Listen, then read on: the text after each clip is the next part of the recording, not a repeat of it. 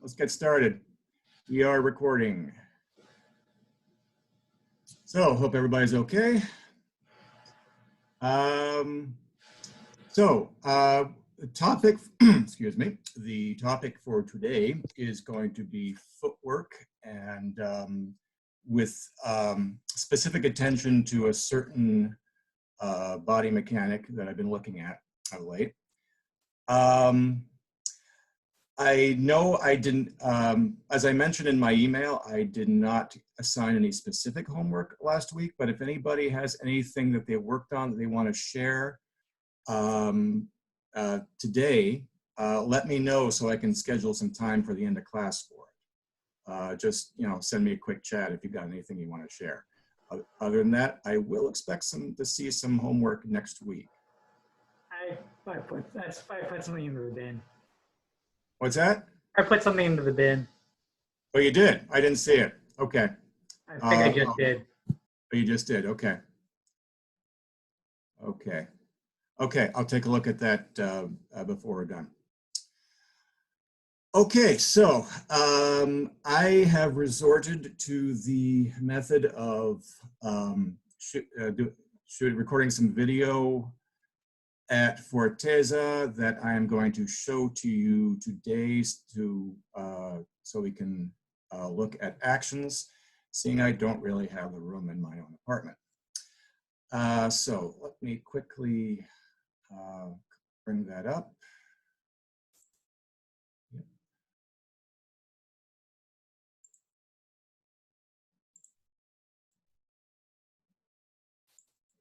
Okay, can everybody see that? Okay, hang on a second, let me make sure. Okay, so we have last Monday in response to Sid's question about stepping either toe heel or heel toe, I gave kind of a long rambling answer that may or may not have satisfied her. So I wanted to demonstrate a little bit of what I was talking about. Now, you know that we look at, we try to make our motions as fluid as possible. We try to make them as controlled as possible so that we can change what we're doing at any moment in any tempo. Hang on a second. Excuse me. Trying to see what's going on here.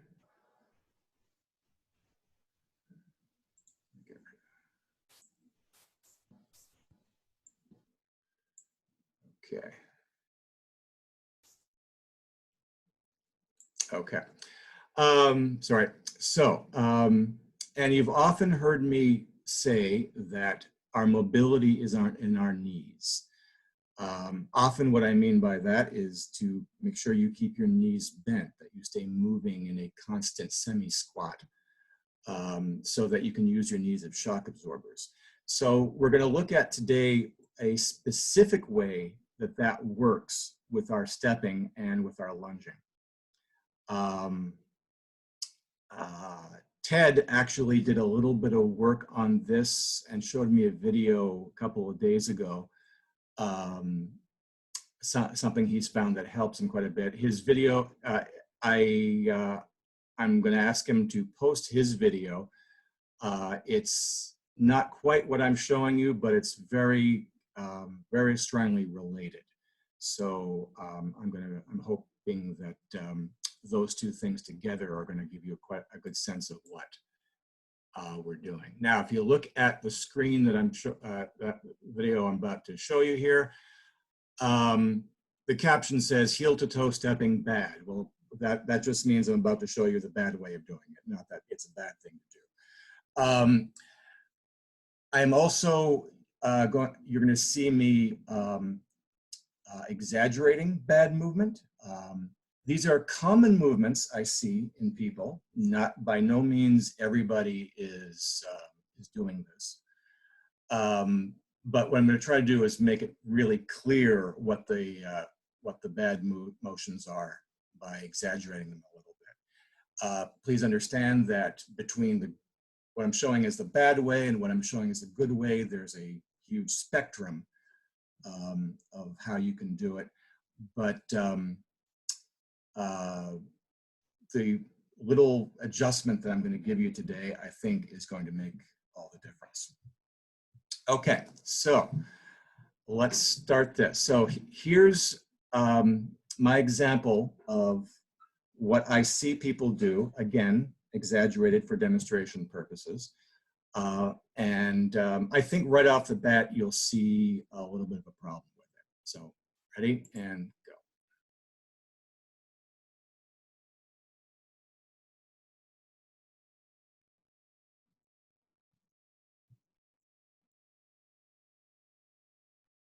Okay, so did anybody notice anything about that particular way of stepping? Did it look good? Did it look a little off? Smooth? Not smooth? Just give me a comment. I feel called out. It was Beg your too pardon? tempo with the heel toe, Okay. essentially. Okay. Okay. Sorry, Sid. What do you say? I feel called out because the knees are locking. No. Some, not everybody is doing this, but definitely, like I said, this is a common problem, not a. I'm joking here. The knees locking in front. Yeah, how about that? Okay, so let's look at that again a little bit more slowly. So the first thing that happens is that the knee does not move as I'm pushing forward the back leg. The lower leg is swinging out, flexing the ankle and pointing the heel at the floor. All right. So what we're looking at is a very extreme form of heel to toe stepping. But the main thing I wanted you to see, let me just back that up a little bit, is that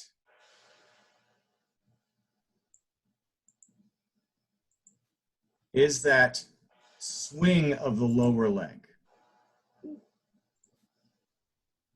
Heel lands on the floor really hard. There we go. The leg hyperextends, and we all know how good that is for motion, right? Also, not so great for your knee either.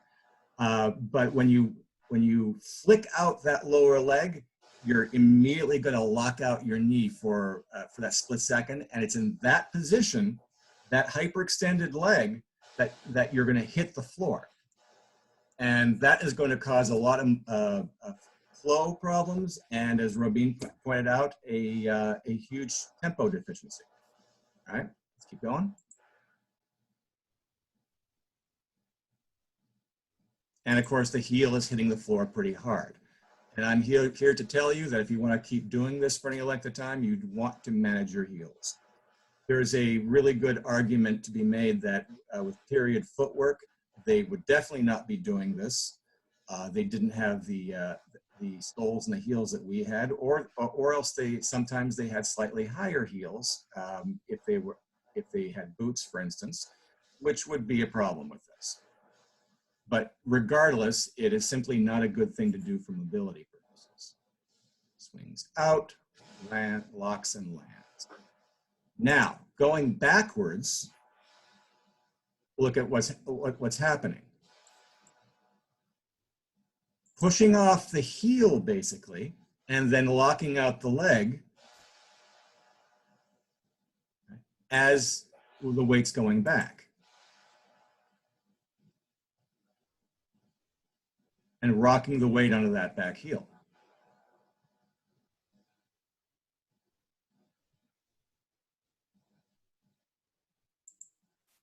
All right.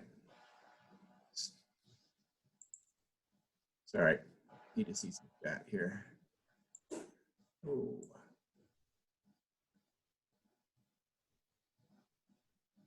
How do I get these the video up on top? Becky, how do I get the video on the top of my screen rather on the side? There are different modes. Yeah. If you see at the top of the video, there's gallery and all that good stuff. Yep. Click the minus sign, John, and you'll definitely reduce it all. Yeah. Okay. Okay. Yeah, Greg. My knees kind of hurt doing it too. Okay. So, okay. So now that we see what the problem is, and the problem is essentially using our lower leg to move our foot, let's look at the fix.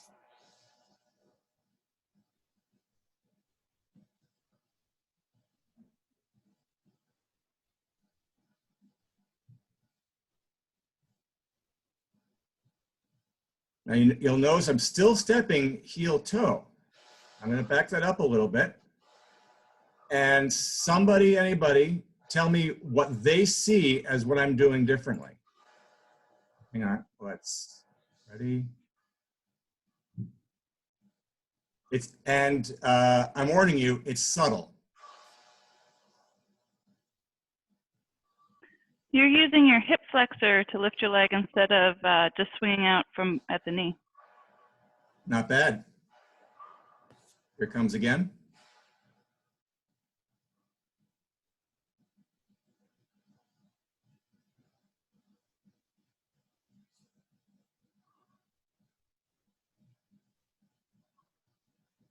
You're also not dragging your back foot on this one. That could simply be, well, yes, yeah, no, you're right, you're right.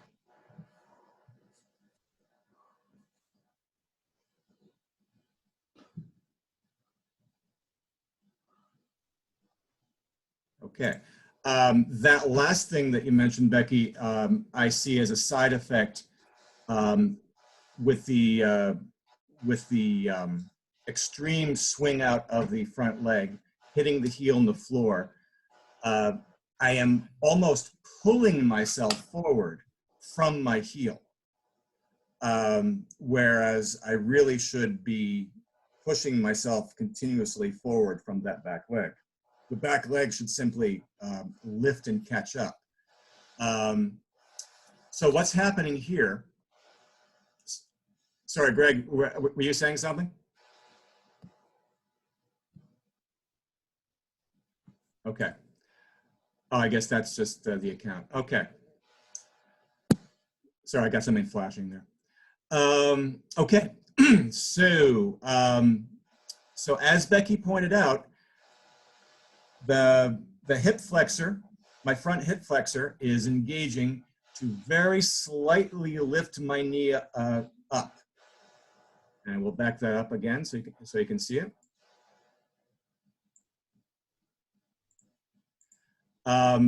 Which lifts the next joint in line, right?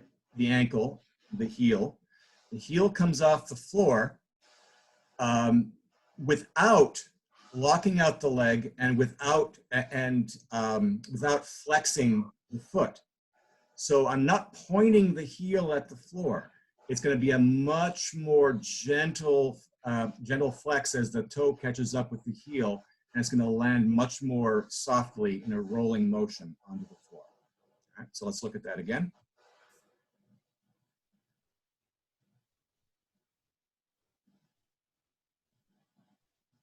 And as my entire sole rolls onto the floor, that allows me to put just enough weight on it to gather in the rear foot, as opposed to dragging it forward, as Becky pointed out. Now we're moving backwards. I'm pushing off the floor from the entire foot, not from the heel. I was actually trying to use the ball of my foot, but of course it may start off in the ball of the foot, and then immediately again roll through the entire foot, the entire sole. By the time it reaches the heel, weight has already left the heel, and the heel is just about to lift off the floor. So there is no actual dig of the heel into the floor, pushing you backwards.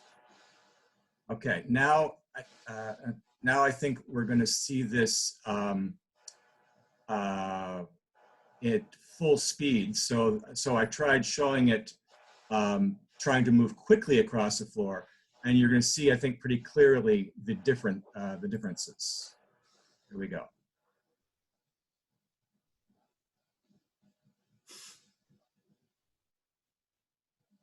Yeah, okay, so pretty funny, right?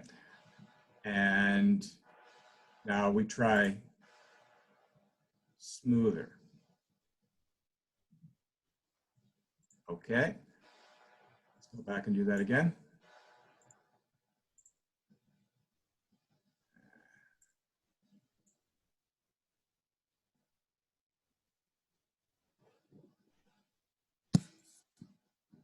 Okay, full speed. And clopping across the floor with the heel, pushing back from the heel, and then pushing and rolling. Okay. So what we're, hang on a second.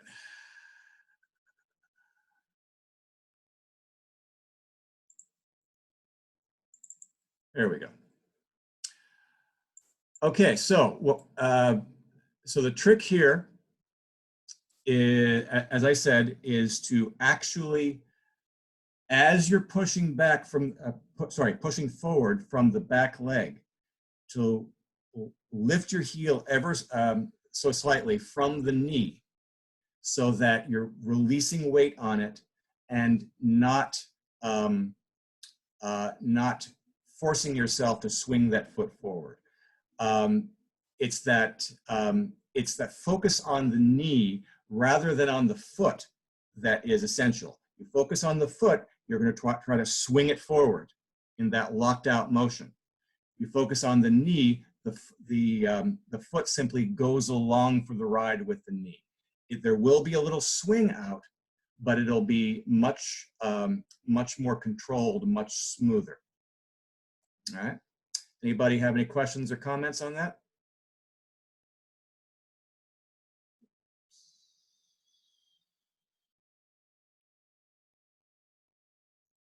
Nope. Okay. Okay. Now, next is looking at the lunge in much the same way. So.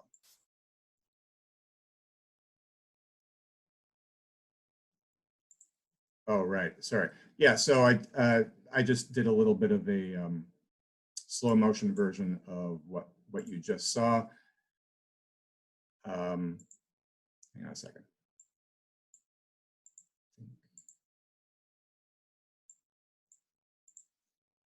Okay. Yeah. So let's just see what you just saw in slow motion. So this is again me stepping at a fairly rapid pace, but slowed down so you can see the differences. This is the first way.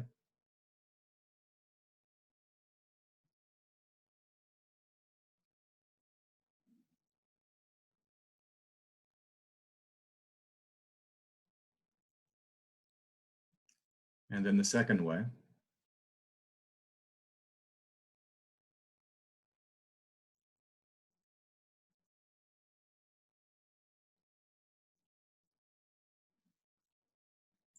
Okay, so did anybody not see the difference or not see how the difference was affected? Okay, good. So part of your homework is for next Saturday is going to be for the courageous exhibitionists to record yourself wherever you can, moving back and forth in this manner. All right, so I can see what you're doing.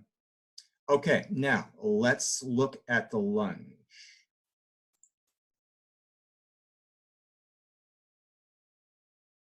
Okay, I go back and see that again. That came a little quickly.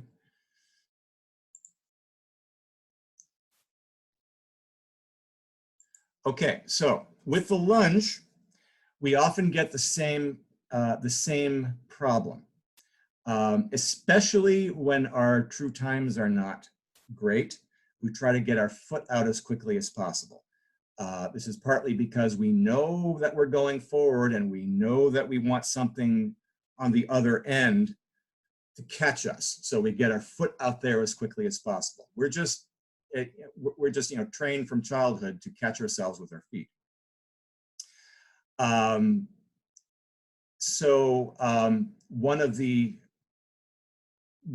main way we tend to do that is, again, to kick out our foot right away. Now, this causes the same problem with a hyperextended leg that we see, but we'll also see a couple of problems at the finish. So here's number one. So here you can see that even before my arm is fully extended, my lower leg has kicked out from the knee. All right, and watch the how it ends. Okay, you see how my foot has landed slightly past my knee. I'm in a very wide stance. Actually, you'll see it more clearly in the second repetition. Back and you see where I am there. Right. So this is what causes frequently when we finish our lunge in a much wider stance than we want to be in, so that our foot is well beyond where our center of gravity is. And of course, it makes it twice as hard for us to recover from.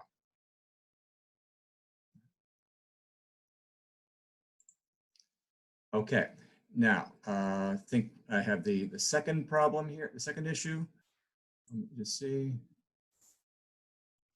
Yeah, so now that's what happens frequently when we lead with the foot, or else when we try to kick our foot out really quickly, just as our body is starting to come forward. Now, another thing that can happen, again, if we're kicking out from the knee, is it can happen a little later as our arm is extending, but before our hips are moving forward, and it doesn't land quite as far, as you'll see. Sorry, that was the previous one. All right, now that's still the previous one. I put all this together in a hurry yesterday, by the way. Here we go. Yep, everybody recognize that one? Ow. No, John, I've never seen myself do that. Yeah. Yeah. There are some amongst you, and some who are present right now, who do this on a fairly regular basis, and otherwise perfect techniques fall apart because they fall down at the end of them. All right. Okay, so let's just look at that again, and you'll see the timing involved, where the foot is kicking out, but nothing else is coming forward, so the foot comes down to the floor before any appreciable forward motion has occurred. So now all the forward motion is going over the foot.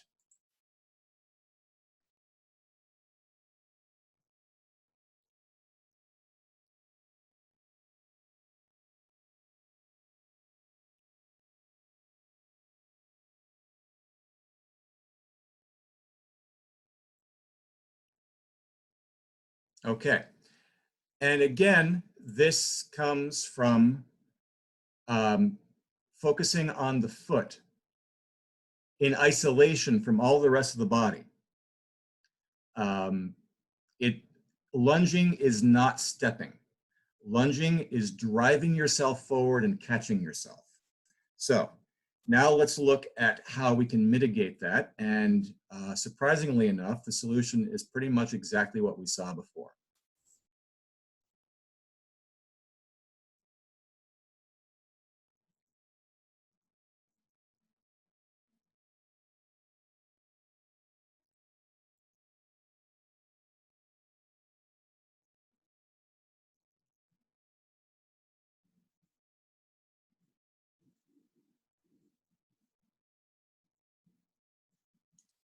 So if we look at our true times, we're looking at extension of arm and body from the hips.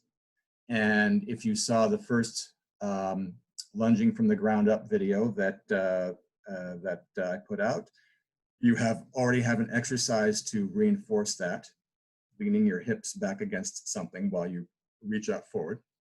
Excuse me. So we have arm and body extending. And at the moment that we start pushing, which is the moment our hips starting coming forward of their own, the moment we start pushing from the back leg, you have to not move your foot, but lift your knee slightly to let your foot come off the ground. Now your foot will simply follow you as you travel forward and land where it needs to be to catch you, or at the very least, it will allow you much more control over exactly where you're going to put your foot. Of course, with practice, you develop a much more automatic sense of where your foot needs to be to support the end of the lunge. All right, let's look at that one more time. And this is the previous one that we never want to see again.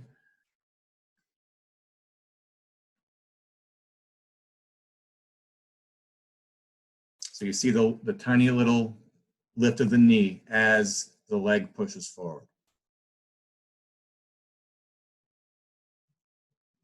It's subtle, but it's all it takes.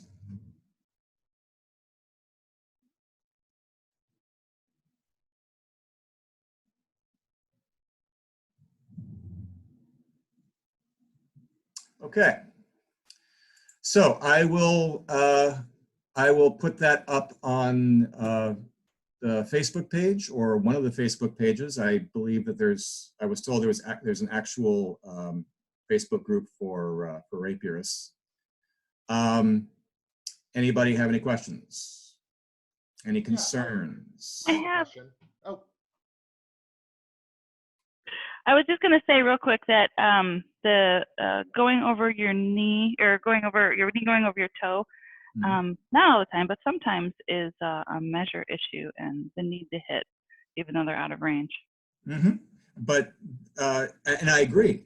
But the better our body mechanics, the more we're able to control the measure, or rather control our response to the measure. Remember that we may find ourselves lunging in the wrong measure, but if we, for instance, we may be a little too far out and realize it too late.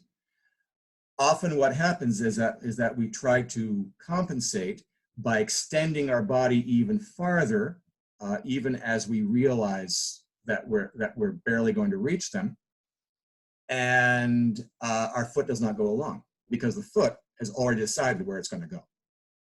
So keeping your foot, by lifting your knee and keeping your foot in the air as long as possible, just allows it to go as far as you are trying to reach and land exactly where it needs to be. You may still not reach them, but at least you won't fall down and try. And I think that martially, that's probably the best solution. On the flip side, you're a little too far, right? Or sorry, you're a little too close. Again, true times tend to solve that.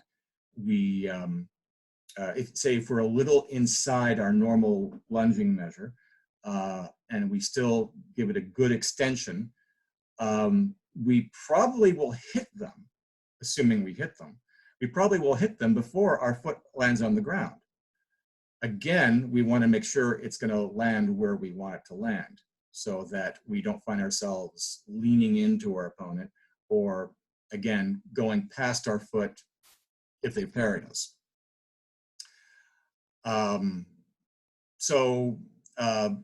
Measure is obviously something you can practice. And one of the basic things to do for that is to actually lunge at a target and then stand slightly closer to the target, slightly farther away from the target, and see how that affects your lunge. We have done that with partners in class, with the partner moving back or forward a little bit, but you can do it yourself, just moving back and forth from your target. All right, anything else? Anybody else? Yeah, John, I had a thing I noticed practicing in my living room. I had an Noise the easier neighbors, huh? time- I had an easier time doing it the right way in a Fabra stance than a Capoferro stance. Do you think it's maybe that the answer to this is almost definitely yes. Are my knees not bent enough in Capoferro, or my feet maybe too far apart? Are your knees not what enough? Bent? Bent enough. Possibly. Guess what? Record yourself. Drop it in the box. We'll look at it next week. Well, I will try to make Sarah record me walking around. Okay. Do it in, and this goes for all the companions and scholars, by the way. I would suggest you do it. You record yourself doing it in both stances. You get to see the differences. I get to see what you're doing. Okay. Cool. Okay. Now. Okay. Now comes for the part where I promise you a solo form. It's nothing new, I'm afraid. It's something that you've done quite a bit, but it's one of the better things you can do at home. Everybody remembers the 3 recoveries. I see there are some newer people who have joined us today. I think there's some people we have not yet seen in class who have joined us. And welcome to you. So this may be new to you. I've given a little bit of instruction at the start of the video, but this is simply a solo exercise that allows you to string together 3 very similar and yet distinct actions. So let me share again. Wait a second.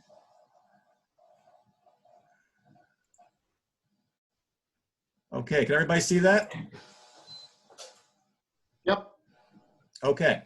Can you maximize it a little more? Yeah.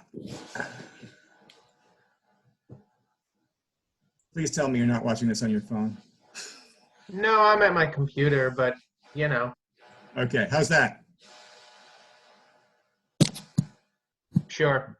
Okay. Yeah, I'm just trying to make sure I get the chat if anybody has any questions, and I cannot find it.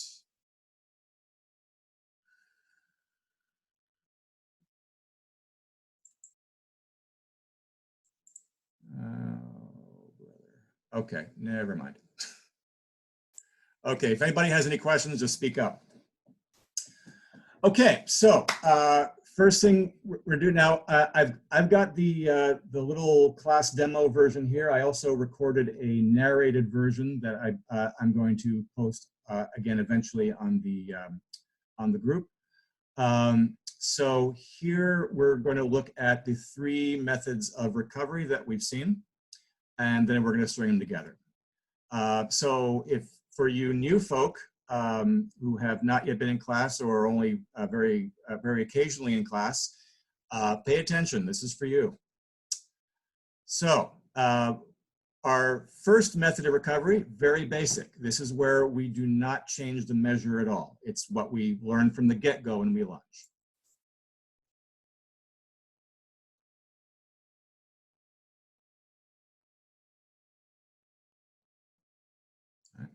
Now, with all these recoveries, it is all powered from the rear knee. Right? Once you have extended, once you have landed, your next move is to bend your rear knee and put it back over your toes. This is what's going to pull the weight together with the recovering of your torso. This is what pulls the weight off your front leg and allows it to come back. This is going to be the same thing with all 3 different recoveries.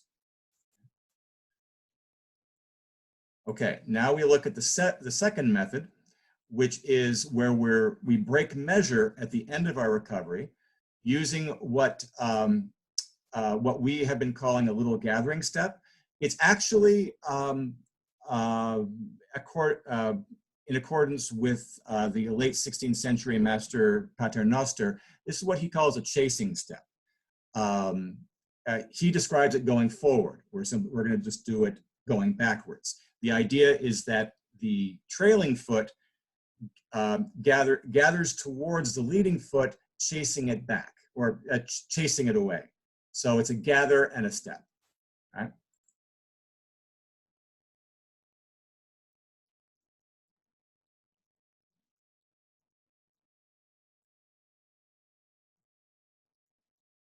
Okay, so the thing about this particular recovery is that you can recover back as far or as closely as you like. The recovering foot, but your front foot, you saw here, gathering in close to my rear foot, but it really doesn't need to. It could simply recover a shoe length and push back my rear foot the same distance. Okay? That is all a matter of how far do I want to go back. And you can play around with this. See how far or how little far you can go back and how you can control it. Let's see. Oh, hang on a second. Let's just see that again.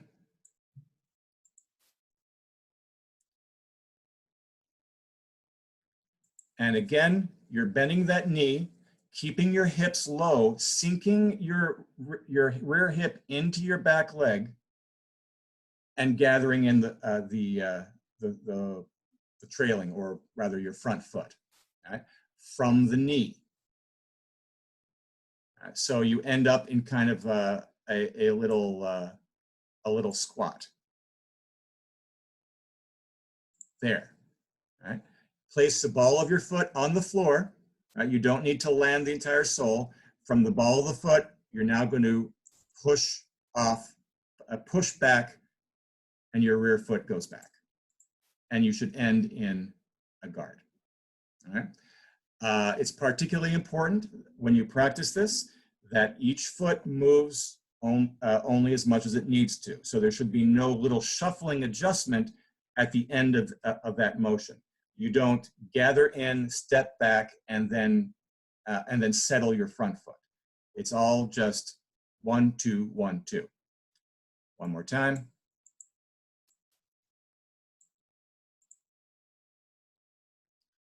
One, two. 1, 1, 2. There we go. Okay, third method, passing. I think this is everybody's favorite. I see people doing a lot when you fence. You really just want to get out of dodge quickly, right? And it's definitely a good idea. It's actually what Fabris recommends, but of course it takes you out of the fight, and now you're not able to exploit any further tempi that your opponent might give you. This one we just saw is an excellent one to exploit tempo, because you have just gotten yourself just out of his reach, but if he comes forward in any way, you are able to nail him, as we'll see in the solo form. So now let's look at the third method of recovery.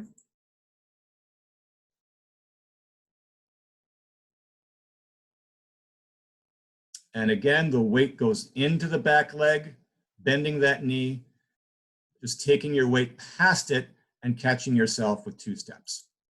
And the measure is completely broken, and you're out of the fight and you're safe. Okay, so this should not, for most of you, this should be very familiar. Does anybody have any questions about it? And I'm particularly asking the people who have not yet seen it.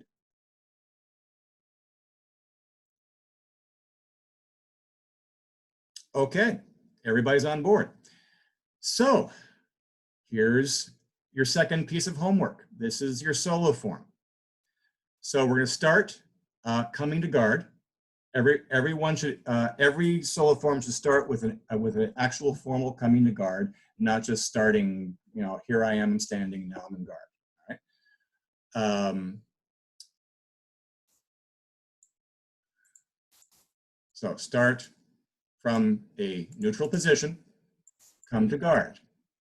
Take a couple steps forward, practice your footwork, gain the measure, lunge, recover, normal recovery. Okay. You're now assuming that your opponent just parried you. Fine, he's not coming after you. Let's hit him again. Redouble and break measure, because now he parried you and he's coming after you. Let him have his risposta, and then hit him back and get out. Do it again. First lunge, the redouble, and the counter risposta. All right. Whoops. Any questions there? So that's the first solo form. You'll notice that I did everything in terza. So all the focus is on the body and the feet. Right? There's no sword work there at all. And of course, you can do this with or without sword in your hand. All right, Sid, did you have something? No? Okay. Okay, now we add some guard transitions. Right? So every lunge will be in a different guard. Again, we're going to assume that the first lunge has hit or been parried. Doesn't matter. Let's say it's been parried. If they parry you, they have now opened up the opposite line, so you attack in the opposite guard. As you recover, you are going to see what's open and then attack in the appropriate guard for that opening. In this case, it's going to be a initial attack in quarta, which he parries to the inside. You recover. You redouble in terza on the outside, which is now open. You break measure. He attacks on the outside. He misses, and then you extend in seconda and counter his risposta from there and recover back. So here we go.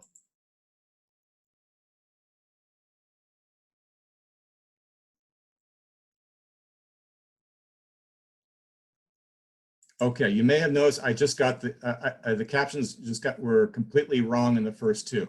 It was actually a initial quarta and a second terza. It doesn't really matter. You can do it either way, right? I just messed up the captions.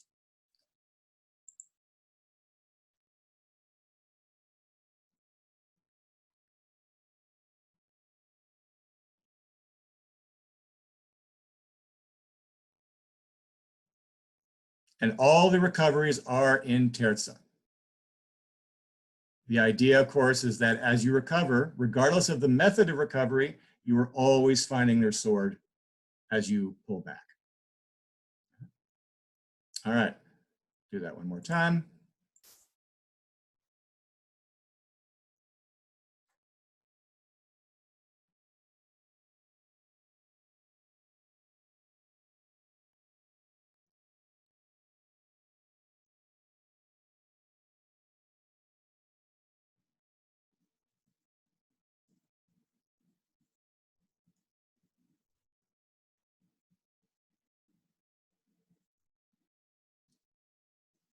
Now the trick, of course, or part of the trick, is that you are focusing on your recoveries, but you have to remember your lunges, right?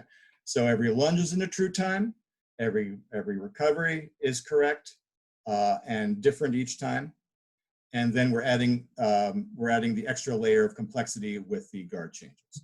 So by all means, especially if this is a new thing for you, keep everything in a well-formed terza to begin with. Once you've got the body mechanics down, then you can start adding the twisty and turnies of the guards. All right. Okay, so I am going to make sure that this gets posted somewhere really quickly so you have a point of reference. So you have 2 pieces of homework for next Saturday. You can do both, you can do either. I'd like to see people what people are up to. So we got our footwork and we have the solo form. For the companions of the scholars, you may want to experiment with recovering with either the second or third recovery with doing that with a cut. This is also an option. I can do a little video on that later. I was intending to. Okay, does anyone have any questions about that? Let me just unshare here.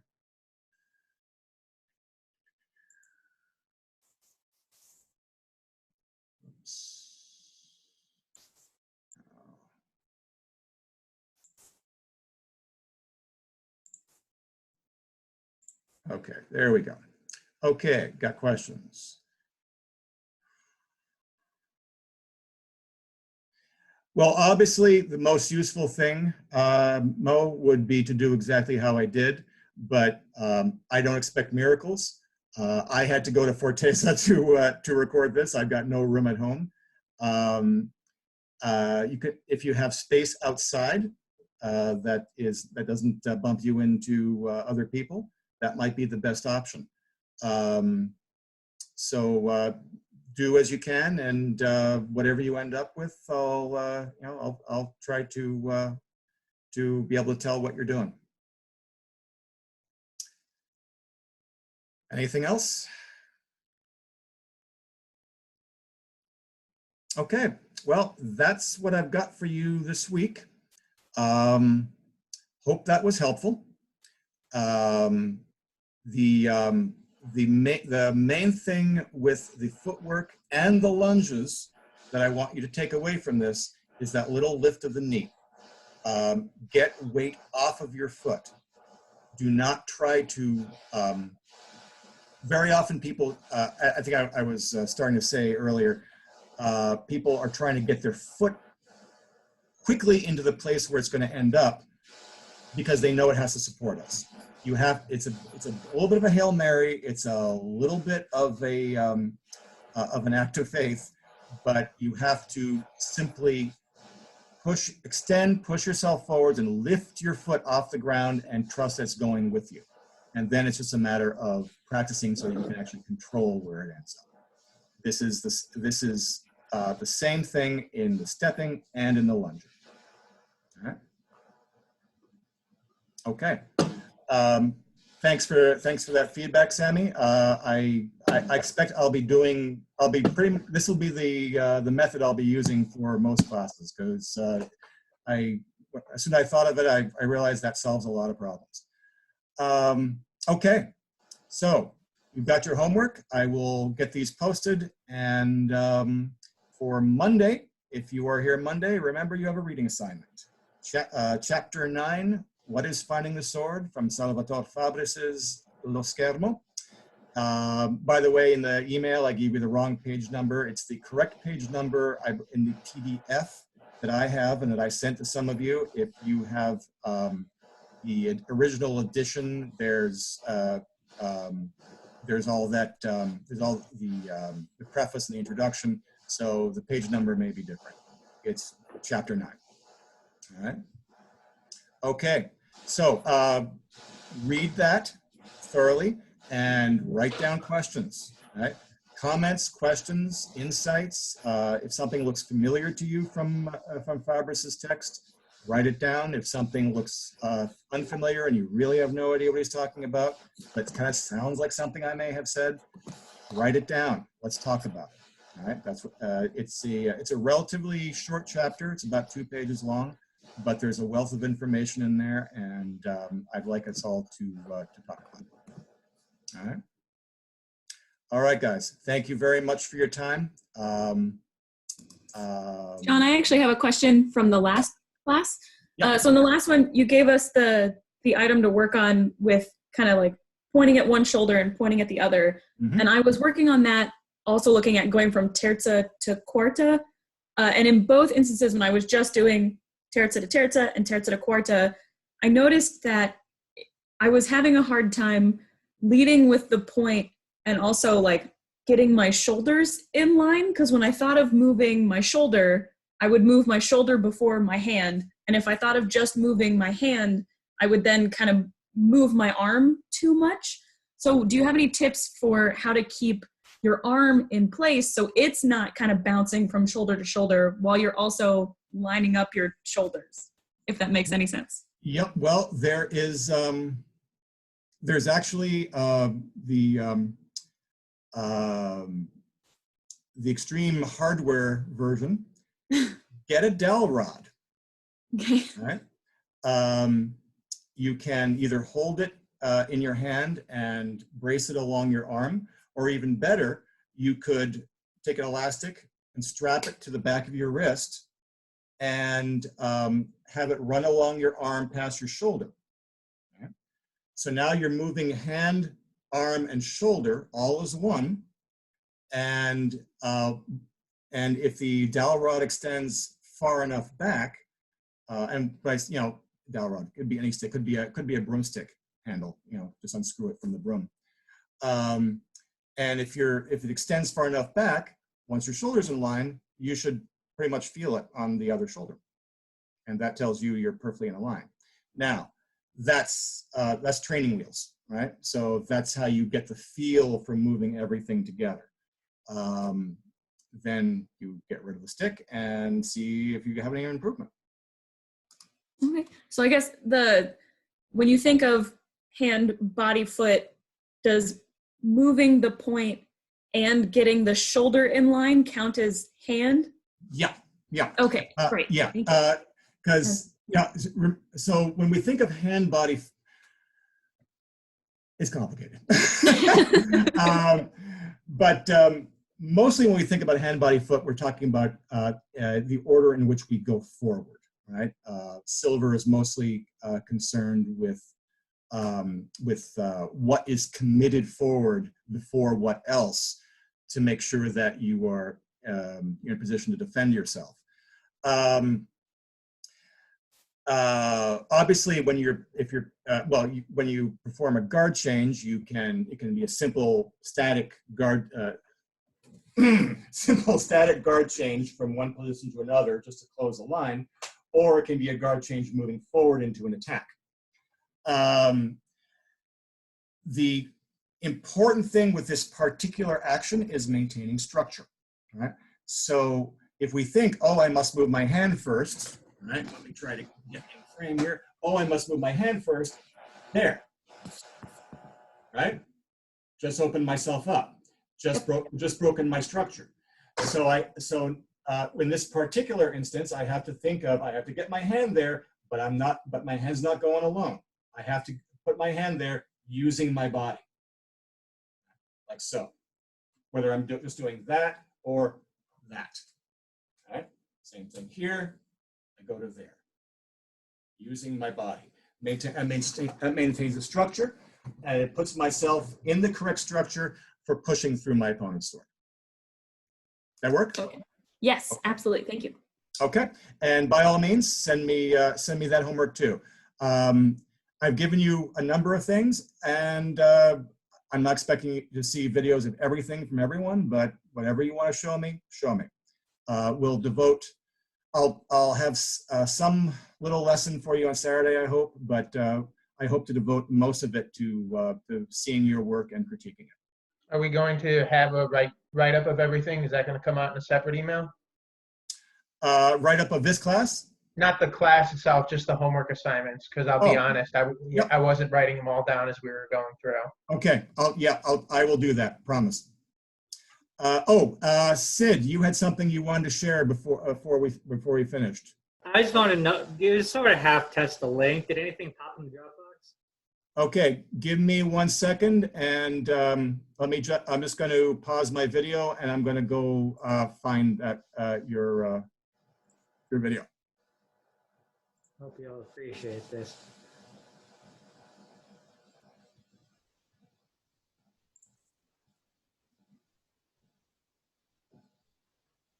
How is everyone? Okay, I've got it. I am downloading it. Yeah, it's mostly operating out of five stance in this one, and it's me kind of futzing around with the with Yeah, how so- weight shift works and stepping. Okay, so hang on. Let me share my screen again. Okay, so here's what. Let's see what we got here. Sorry about my messy apartment. No one You're would have seeing- paid attention to it until you said something. Yeah, you're seeing bare wall behind me. That's for a reason.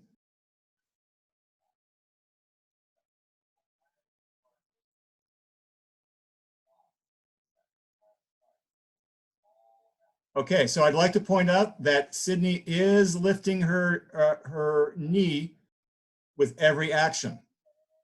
This is good. I've been working with her. Good. All right, now, Sid, that last lunge you did, you saw how it was a little unstable at the end. Everybody see that? Can we go back to that? Yep.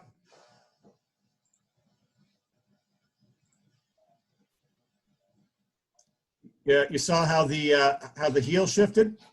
Yeah.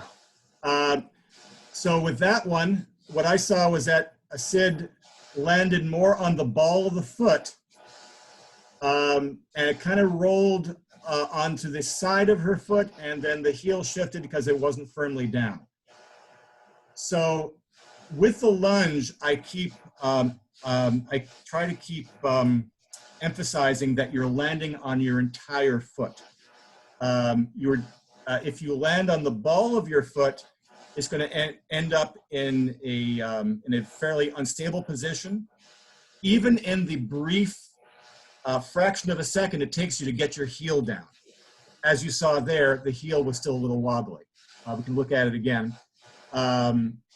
So you either want to land in that nice rolling heel toe motion that I showed earlier, or you want to land.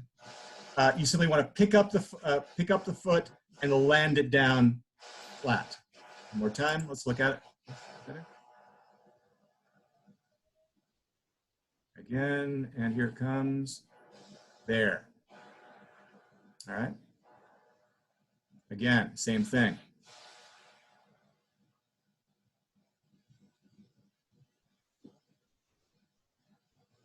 Sid, one thing I think I'm seeing, just as a side issue, is your rear leg seems to be turned forward a little bit too much. You know, with the Faber stance, it's not the 7 or 8 o'clock with the Capoferro. And sometimes it can be more past 9 o'clock into 10 o'clock. I was seeing your foot kind of at 10 o'clock, and I think your knee was going towards 11. So just watch out for that. Gotcha. I may be wrong about that, but it just looked like your knee was a little farther forward than your foot. You might be right. That's sort of how my knees work. Okay. Yeah, that all checks out. Also, one of the things I was experimenting with the footwork was, I don't know how much this appears in Capoferro, if there's much of a difference to weight distribution, but when I've been doing it before when the knees were locking, I was trying really hard to keep all the weight in the back foot at all times. This particular one, I was playing around with a subtle shift towards the front. Not a full shift, but just a little bit of it to see if I can control the stepping of the back foot. So that's why I occasionally just gathered, just to test out how much control I had on my step. Yeah. So I was doing all of my demonstrations from a Capoferro stance, and basically everything starts with that little push from the back foot, right? So you're not trying to hold yourself back. You're pushing yourself forward, lifting your knee and thus your foot so it can go forward. Now, you and I and other companions have have been working on stealing the measure with an advance of the front foot, with keeping your body back. That is going to be, first off, I think that is much more, it's much more of a Fabris thing to do. Capofaro doesn't really talk about it. In fact, the only time he ever talks about footwork is he wants you to gain the measure on a gathering step. That's the only time he ever mentions it. With Fabris, because the stance is narrower, it makes an increase and a decrease of the length of pace much more feasible. It also, because of the way your body is situated over your back leg, more cantilevering over your back leg than rooted into it, as with the Capofaro stance. Because your butt is farther back, it allows you a little bit more balance on that rear leg to extend your front leg forward in that stealing action. But again, I think the trick is you want to think of it more as an action of the knee than of the foot, or rather initially. You want to extend your knee and then extend your foot past your knee, rather than reaching out with your foot and swinging from the knee. That's when it locks out. That's when your heel hits the floor. Does that make sense? Yeah. I'll play around with it. Okay, do that. Do that. Okay, guys. Anything else? By the way, thank you very much for that, Sid. Anything else from anybody? I think we went a little bit over here. Oh, very slightly. Cool. Okay. Okay, so I hope to see you all on Saturday. I hope to see a bunch of you on Monday. Do your reading and let's talk. Thanks, John. Thanks, Yeah. John. Thank you, guys. Thanks, John. Have a great weekend. Thank you. You too. Bye. Bye.